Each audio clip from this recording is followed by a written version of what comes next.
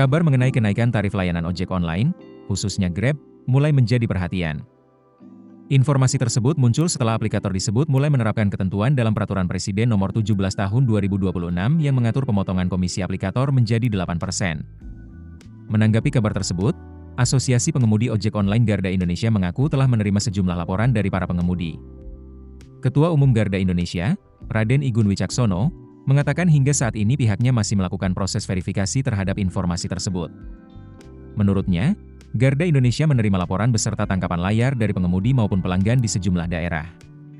Namun, hingga kini belum dapat dipastikan apakah kebijakan kenaikan tarif itu sudah diberlakukan secara nasional. Artinya, informasi yang beredar masih memerlukan pendalaman lebih lanjut. Igun juga mengaku belum mengetahui secara rinci komponen tarif apa saja yang mengalami perubahan.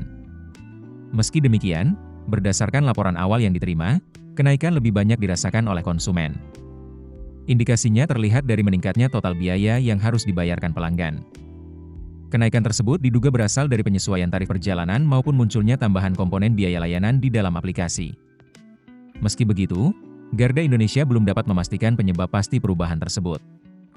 Karena itu, asosiasi meminta pihak aplikator segera memberikan penjelasan secara terbuka kepada masyarakat. Menurut Igun, keterbukaan sangat penting agar tidak menimbulkan kebingungan, baik di kalangan pelanggan maupun para pengemudi. Ia meminta aplikator menjelaskan secara rinci komponen mana yang mengalami perubahan. Apakah berasal dari tarif perjalanan, biaya layanan, atau komponen lainnya.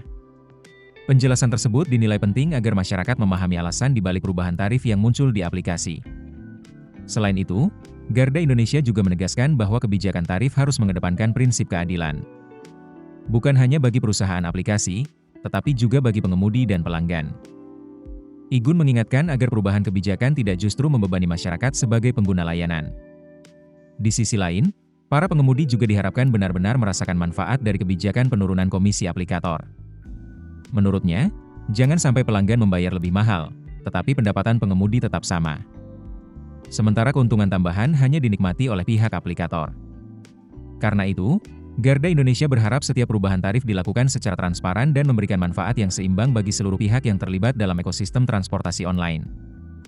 Hingga saat ini, belum ada kepastian apakah kenaikan tarif tersebut berlaku secara nasional atau hanya terjadi di wilayah tertentu.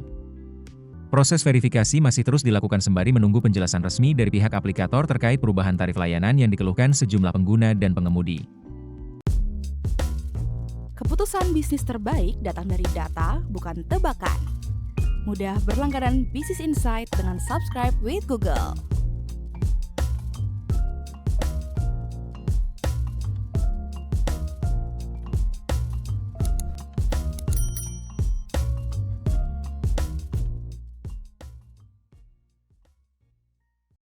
Download aplikasi Kontan sekarang di App Store atau Play Store.